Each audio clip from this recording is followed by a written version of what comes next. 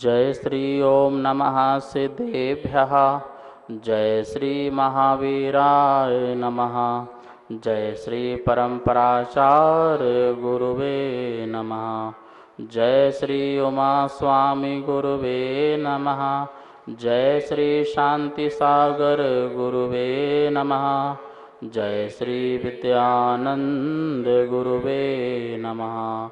मोक्ष मार्गस्य नेतारं भेत्तारं कर्म भूभृतां ज्ञातारं विश्वतत्त्वानां वन्दे तद्गुणलब्धये। मङ्गलं भगवान् वीरो मङ्गलं गौतमो गणी मङ्गलं कुन्दकुन्दार्यो जैन धर्मोस्तु मंगलम। तत्वार्षुत परम मांगलिक ग्रंथ है आचार्य कुंद के पट्ट शिष्य आचार्य उमा स्वामी द्वारा। यह विक्रम की प्रथम शताब्दी में लिखा गया। सूत्रात्मक शैली है, संस्कृत इसकी भाषा है, 10 अध्याय में विभाजित है, 7 तत्वों का इसमें वर्णन है। हम सभी लोग 6वां अध्याय में आश्रव तत्व नाम का अधिकार देख रहे थे और उसमें भी देख रहे थे कि नाम कर्म में उत्कृष्ट तीर्थंकर प्रगति का किस प्रकार से जीव आश्रव करता है। उसमें कारण बताए थे 24 नंबर सूत्र में। 16 कारण, ऐसे 16 निमित्त हैं, माध्यम हैं, ऐसी भावनाएं हैं कि जिसको भाने से जीव को तीर्थंकर प्रगति का आश्रय हुआ करता है। हम पहली विशुद्धि दर्शन विशुद्धि भावनाओं को समझ रहे थे।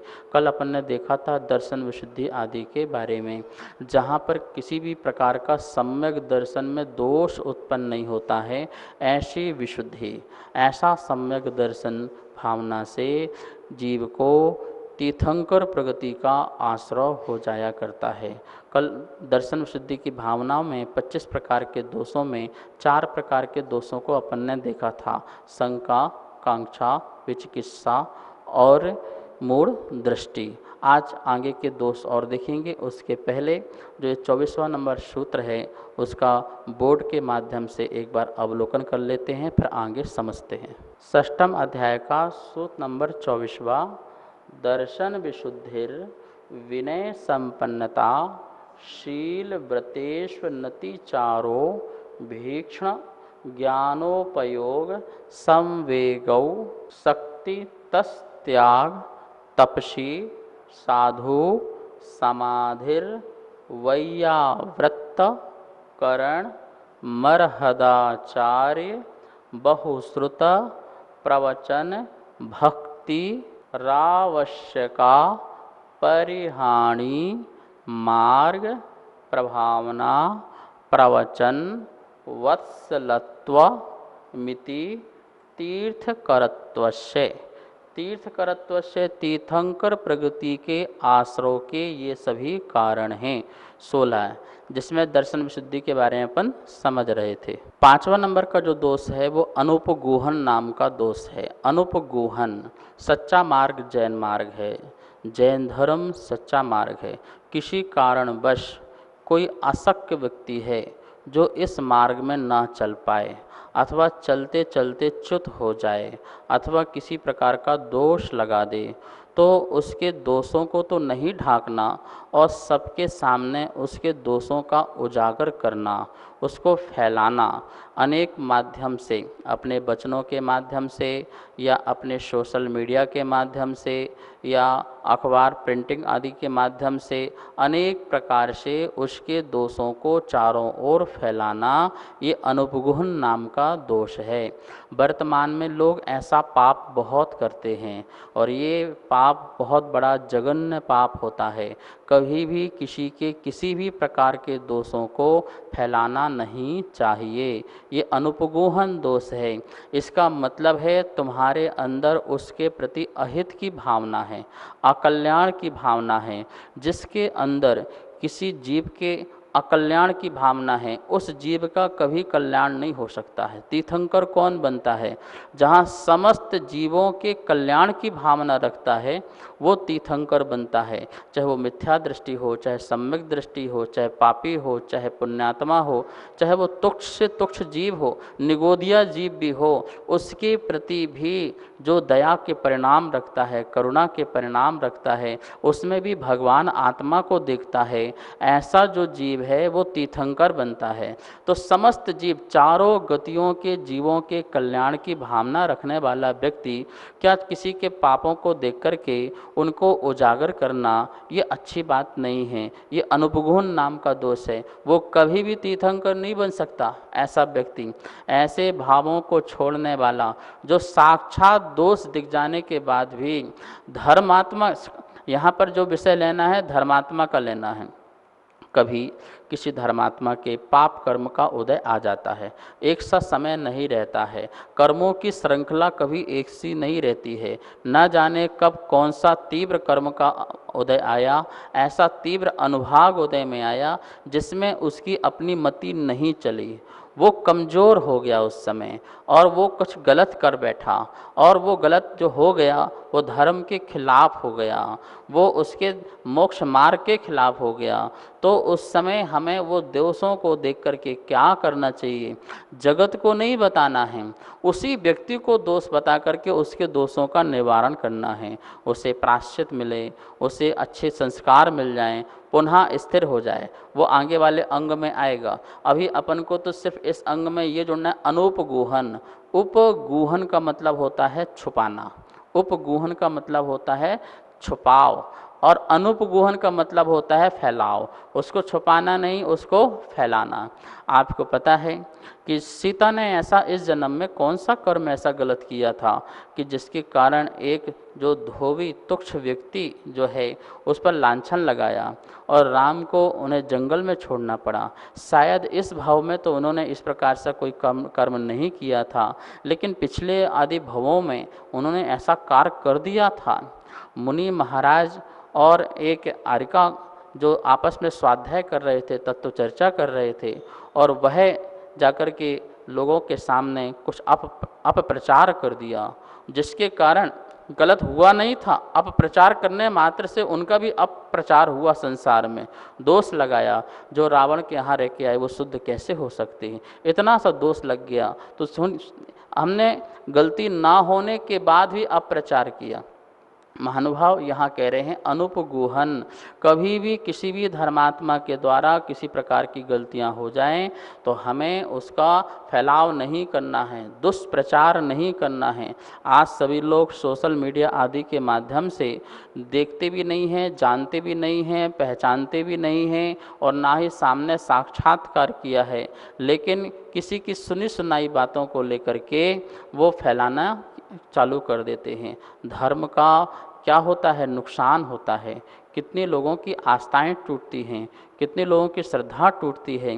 ये सब के सब पाप के भागी आप हम सब बनते हैं यदि इस प्रकार से कार्य करते हैं। अनुगूहन होना है। जिस किसी को भी तीर्थंकर बनना है, परमात्मा बनना है, भगवान बनना है, सिद्धात्मा बनना है, उन्हें इस किसी कार्य में लगना नहीं है।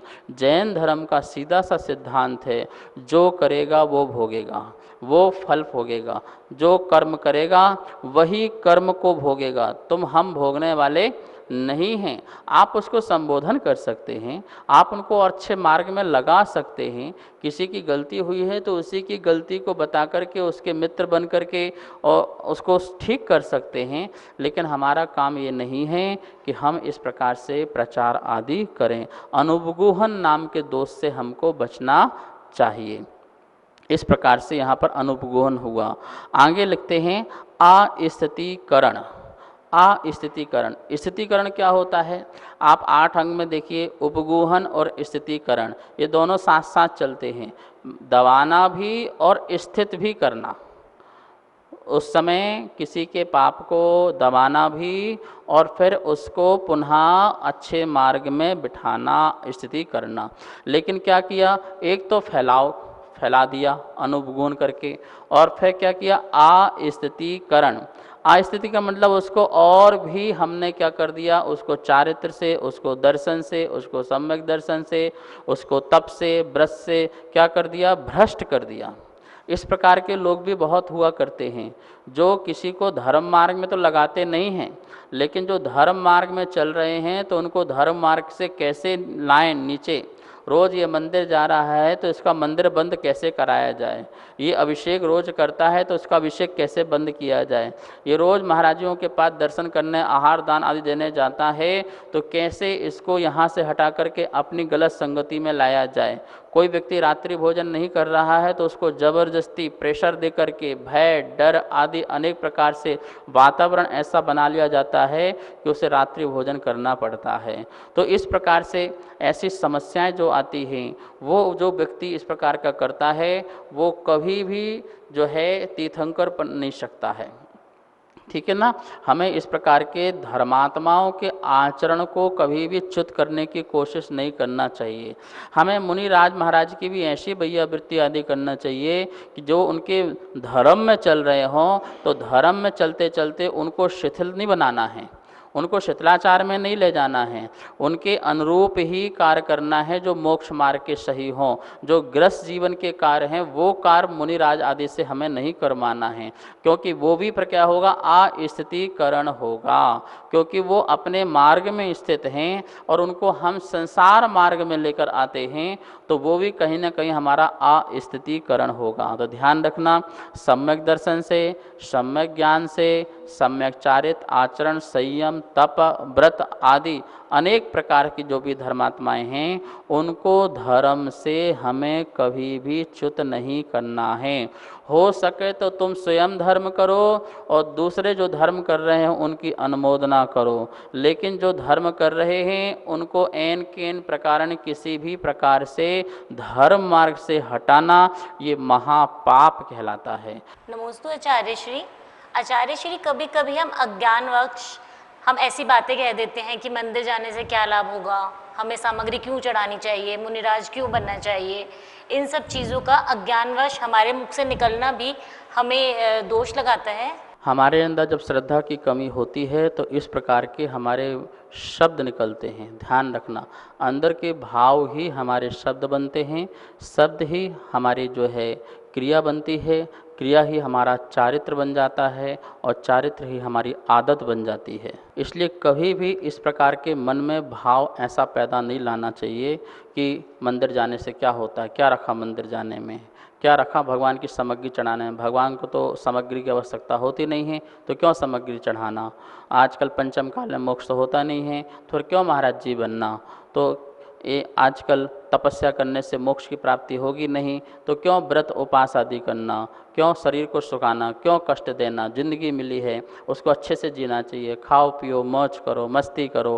तो इस प्रकार से जो ये आश्रद्धा है, स्वयं तो हम आचरण से रहित हैं, स्वयं हमने अपनी आत्मा का अस्थितीकरण कर रखा है, स्वयं अपनी आत्मा को धर्म में स्थित नहीं किया है। और जो व्यक्ति स्थित है, जो व्यक्ति इस मार्ग में चल रहा है उसको भी अस्थितीकरण में लगे हुए हैं, यह दोष है। ये ऐसा दोष व्यक्ति जो है वो सम्यक दर्शन को प्रकट नहीं कर सकता है, इसलिए उसके अंदर स्थितीकरण होना चाहिए। स्वयं भी अपने को धर्म मार्ग से च्युत ना करे और जो धर्म मार्ग में लगे हैं उनको भी च्युत ना करे, अपितु जो अधर्म में हैं उनको धर्म में लगाए और जो धर्म मार्ग में लगे हुए हैं उनको और दृढ़ करे, उनको प्रशंसा करे। आप धन्य हैं, आप बड़भागी हैं, आप पुण्यशाली हैं, आप धर्मात्मा हैं, आप महापुण्यशाली हैं। इस पंचम काल में भी आप जिनेंद्र भगवान के दर्शन करने रोज जाते हैं, आप पूजा पाठ करते हैं, अभिषेक करते हैं, धन्य हैं आप, धन्य है हे महाव्रती साधु। आप इस कली काल में भी जहाँ देह अन्न का कीड़ा बना हुआ है और इतने पाप कर्म यहाँ पर संसार में हैं, ऐसी अवस्था में भी आपने मुनि व्रत धारण किया है, आप अहोभागी हैं, आप धन्य भागी हैं। इस प्रकार से चारित्र की अनुमोदना करना, मोक्ष मार्ग की अनुमोदना करना और उनको ऐसे जो बातों से उनको धर्म मार्ग में और अच्छे से लगाना। जैसे कोई बालक है, आज दर्शन करके आया है तो उसको कितना तुम बहुत अच्छे हो, तुम अच्छे इंसान हो, आज तुम भगवान के दर्शन करके आए हो, अपने पाप का क्षय करके आए हो, इस प्रकार के उसको उत्साहित करना चाहिए। हम लोग बचपन में तत्वार सूत्र याद किया था, 10 अध्याय याद किए थे, तो पूरे लोगों ने क्या बोलते कि जुलूस निकाला था कि बालक ने तत्वार सूत्र याद किया, तो घोड़े में बिठा करके, कभी किसी को हाथी में बिठा करके यात्रा निकाली जाती थी और उसके गुणगान किए जाते थे कि इस बालक ने तत्वार सूत्र याद किया, भक्तांबर याद किया। कितनी प्रशंसा मिलती है, कितना उसको उत्साह मिलता है, वो और धर्म मार्ग में लगता है। तो हमें इस प्रकार से कार्य करना चाहिए कि वह व्यक्ति और धर्म में दृढ़ हो और धर्म में स्थिर हो, तो इससे हमारा सम्यक दर्शन भी दृढ़ होता है और सामने वाले व्यक्ति का सम्यक दर्शन, चारित्र आदि भी दृढ़ होता है। इस प्रकार के हमें कार्य करना चाहिए। नहीं करते हैं, अपने को भी चित्त करते हैं और दूसरों को भी चित्त करते हैं, तो ये अस्थितीकरण है, यह दोष है। सम्यक दर्शन, दर्शन विशुद्धि वाला सम्यक दर्शन प्रकट नहीं होगा। 7वां नंबर का है आवासल। एक होता है वात्सल और वात्सल के विपरीत कहलाता है आवासल। आवासल दोष है, वात्सल सम्यक दर्शन का अंग है। हमें वात्सल रखना चाहिए, साधर्मी जनों के प्रति वात्सल का भाव। वात्सल शब्द बहुत ही साइंटिफिक और वैज्ञानिक है। निस्वार्थ प्रेम जो है, वो प्रेम शब्द जो है जहाँ स्वार्थ होता है, प्रेम में तो स्वार्थ प्रकट होता है, लेकिन यहाँ पर आचार्य ने प्रेम शब्द उपयोग नहीं किया है, वात्सल शब्द उपयोग किया है। वात्सल शब्द मतलब निस्वार्थ प्रेम है, जहाँ किसी भी प्रकार का स्वार्थ नहीं है। जैसे गाय अपने बछड़े को प्रेम करती है, उसको जन्म होती ही उसको चाटती है, पर उसका अपना वात्सल है, उसका वहाँ पर स्वार्थ नहीं है। ये बछड़ा बड़ा होगा, बड़े होकर के मेरे लिए हरी हरी घास खिलाएगा, मेरे लिए रहने का स्थान बनाएगा, बुढ़ापे का मेरा सहारा बनेगा। तो जिस प्रकार जो गाय अपने बच्चे से वात्सल भाव रखती है, निस्वार्थ, उससे किसी प्रकार की कामना नहीं रखती है, अपने जीवन में किसी प्रकार की आशा नहीं रखती है, इसी प्रकार का जो परिणाम जो है एक साधर्मी को साधर्मी के प्रति होना चाहिए, वो वात्सल भाव होता है। तो यहाँ पर कह रहे हैं जो तपोगुण से युक्त हैं, जो चारित्रवान हैं, ऐसे तपस्वी हैं, ज्ञानी हैं, श्रद्धानी हैं, उनके प्रति वात्सल्य का भाव रखना। कैसा वात्सल्य का भाव? निस्वार्थ रूप से। यदि उनकी वैयावृत्ति कर रहे हैं तो कोई स्वार्थ नहीं है, उनको आहार दान आदि दे रहे हैं तो कोई स्वार्थ नहीं है। इसी प्रकार से अनेक प्रकार से जो भी आप उनके प्रति उपकार के भाव रखते हैं, उन सभी में हमेशा वात्सल्य भाव होना चाहिए। वात्सल्य भाव कब आएगा? जब हमें उनके प्रति गुण दिखाई देंगे। हमें गुण दिखाई देना चाहिए कि ये गुणवान हैं, ये चारित्रवान हैं, ये मोक्ष मार्गी हैं, ये अपनी आत्मा को परमात्मा बनाने के लिए निकले हुए हैं। तो गुणों के प्रति स्नेह होने से, गुणों के प्रति अनुराग होने पर उनके प्रति वात्सल्य का भाव हमारे अंदर प्रकट होता है और फिर हम उनकी जो सेवा है वो निस्वार्थ सेवा करते हैं। लेकिन यहाँ पर कह रहे हैं आवात्सल नाम का दोष। क्या आवात्सल नाम का दोष है? कि जो तपोगुण आदि से युक्त हैं, ऐसे साधर्मियों की अवज्ञा करना, अनादर करना, ये आवात्सल है। यदि उनकी आप अवज्ञा करते हैं, उनकी अनादर करते हैं, ये आवात्सल का भाव आचार्यों ने दिया है। किस किस प्रकार से हम अवज्ञा कर देते हैं, कैसे कैसे अनादर कर देते हैं। मुनिराज बैठे हुए हैं, उनसे ऊपर बैठ जाना, मुनिराज के आने पर खड़े नहीं होना, अनेकों प्रकार से हम उनकी अवज्ञा कर देते हैं। कभी कभी तो कुछ भी बोल देते हैं, कुछ भी कह देते हैं कि आजकल क्या है, कुछ नहीं है, सब ऐसे ही है, ऐसे ऐसे विचार भी कह देते हैं, कर देते हैं। तो हम ये सब अवज्ञा करते हैं, अनादर करते हैं, ये आवात्सल है। इसका मतलब है हमें सचमुच में चारित्र के प्रति, रत्नात्रय के प्रति हमारा आदर भाव नहीं है। नमोस्तु महाराज श्री। मेरे मन में एक जिज्ञासा उत्पन्न हो रही थी कि हमने अगर किसी त्यागवृत्ति को इग्नोर किया तो क्या हमें उसमें सम्यक दर्शन का दोष लगेगा? जैन शास्त्रों में कहा है, गुणी जनों को देख हृदय में मेरे प्रेम उमड़ आवे। यदि कोई गुणीवान दिखता है जिसमें गुण हैं, किसके गुण हैं? रत्नात्रय के गुण हैं, धर्म के गुण हैं, मोक्ष मार्ग के गुण हैं, तो उनको देख करके उनके प्रति हमारे मन में प्रेम उमड़ना चाहिए, वात्सल्य उमड़ना चाहिए। लेकिन यदि इससे कोई विपरीत हमारे मन में परिणाम आते हैं, कोई धर्मात्मा को देख करके, वह देख करके हमारे अंदर संक्लेश परिणाम आते हैं, या उनके अनादर के परिणाम आते हैं, उनके दर्शन करने के परिणाम नहीं आते हैं, उनसे स्वाध्याय करने का भाव प्रकट नहीं होता है, उनको दान पुण्य करने का भाव प्रकट नहीं होता है, तो ये आवास्यल है। ये नियम से सम्यक दर्शन का महादोष कहलाता है। ध्यान रखना, धर्मात्मा की यही पहचान है कि जो धर्मात्मा को देख करके प्रसन्न हो जाए, प्रमुदित हो जाए। एक तुच्छ जानवर भी भगवान का कानों में नाम सुनता है और उसे जाति स्मरण हो जाता है तो प्रमुदित हो जाता है। और आप हम सब तो संगी पंचेंद्री मनुष्य और जैन कुल में जन्म लेने वाले हैं और हमारे अंदर प्रमुदित भाव नहीं आता है। महावीर अष्टक में क्या कहा है? यदर्चा भावेन प्रमुदित मना दर दुर इह। दर दुर मेंढक, भगवान की अर्चना के भाव से प्रमुदित मन हो गया उसका, देखिए। और हम जो सामने साक्षात निर्गंथ दिगंबर अवस्था को धारी मुनिराज बैठे हुए हैं, या कोई सम्यक दृष्टि श्रावक बैठा हुआ है, या कोई देशव्रती प्रतिमाधारी बैठा हुआ है, और उसको देख कर के प्रसन्न का भाव नहीं आ रहा है। महानुभाव, जिसको भोगों और भोगियों को देख करके प्रसन्नता का भाव आ रहा है, इसका मतलब उसका दीर्घ संसार है, अनंत संसार है, और वह अनंत दुखी होने वाला है। क्योंकि जिसको किसी का मकान देख करके खुश हो रहा है, मकान को पाने का भाव रख रहा है, तो वो व्यक्ति तो क्या है? संसार का आश्रय करने वाला जो जीव है। लेकिन जो तपस्वियों को, साधुओं को, संतों को, त्यागी वृत्तियों को या देवताओं को देख करके प्रसन्न होता है, तो वो उनके गुणों को पाने के लिए प्रसन्न होता है। तस जो हम बोलते हैं कि अज्जेमी पुज्जेमी बंदामी नमस्यामी दुखको कम्मखो बोहिलाहो श्रीगणम समाहि मरणम जिन गुण संपत्ति हो मध्यम वंदे तदगुण लब्धये। इस प्रकार से अनेक बात शास्त्र में पढ़ने को हमको मिला करती हैं। तो इस प्रकार से ध्यान रखना, धर्मात्मा, सच्चे धर्मात्मा की वही पहचान जो धर्मात्मा को देख करके प्रसन्न हो।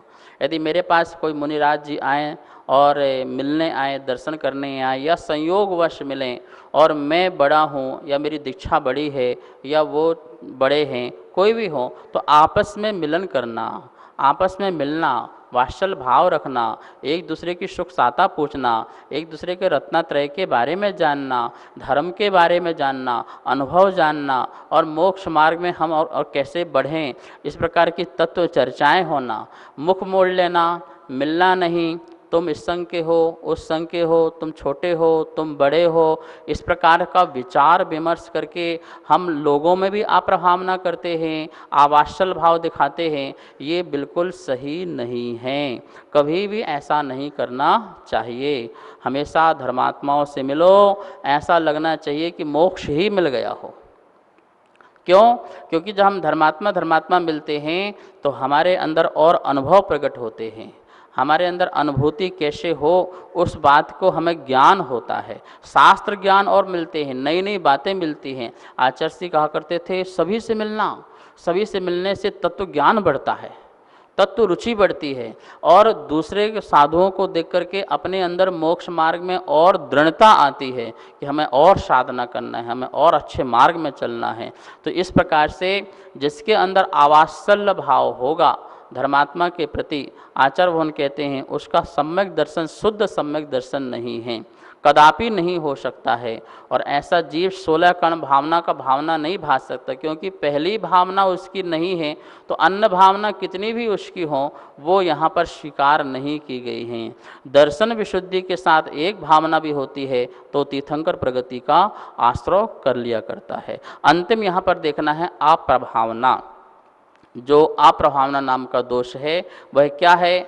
जो हम सामर्थ्य होते हुए भी जैन शासन की अच्छी प्रभावना कर सकते हैं, हमारा मन सही है, वचन सही है, काय सही है, और पुण्य के योग से धन संपत्ति वैभव से भी संपन्न हैं, हर प्रकार की सामर्थ्यता होते हुए भी जिन शासन की प्रभावना करने का भाव ना आए, विचार ना आए, परिणाम न आए वो सभी अप्रभावना हैं। इस प्रकार से 8 प्रकार के दोषों की चर्चा अपन ने कल 4 की थी, आज 4 दोषों की चर्चा हुई, पूरे 8 दोष पूरे हुए।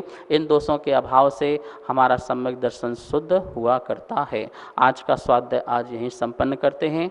आइए हम सब लोग अब जिनवाणी स्तुति करते हैं। जावाणी के ज्ञान से सूझे लोकालो, सो वाणी मस्तक धरो सदा देत हो धो। हे जिनवाणी भारती तो जपो दिन रेन, जो तेरी शरणा धरे सो पावे सुख चैन। सभी को बहुत बहुत मंगल आशीर्वाद। सभी स्वाध्याय प्रेमी बंधुओं को सादर जय जिनेंद्र। आप सभी नित्य पूज्य गुरुदेव के मुखार बिंदु से तत्वार सूत्र मोक्ष शास्त्र का स्वाध्याय कर रहे हैं, जिसमें द्वितीय अध्याय की पुस्तक भी छपकर आ चुकी है और तृतीय अध्याय की पुस्तक छपने जा चुकी है। आप अगर चतुर्थ अध्याय पुस्तक के पुण्यार्जक बनना चाहते हैं और प्रथम व द्वितीय तृतीय अध्याय की पुस्तक मंगवाना चाहते हैं तो नीचे दिए गए नंबर पर संपर्क करें। जय जिनेंद्र।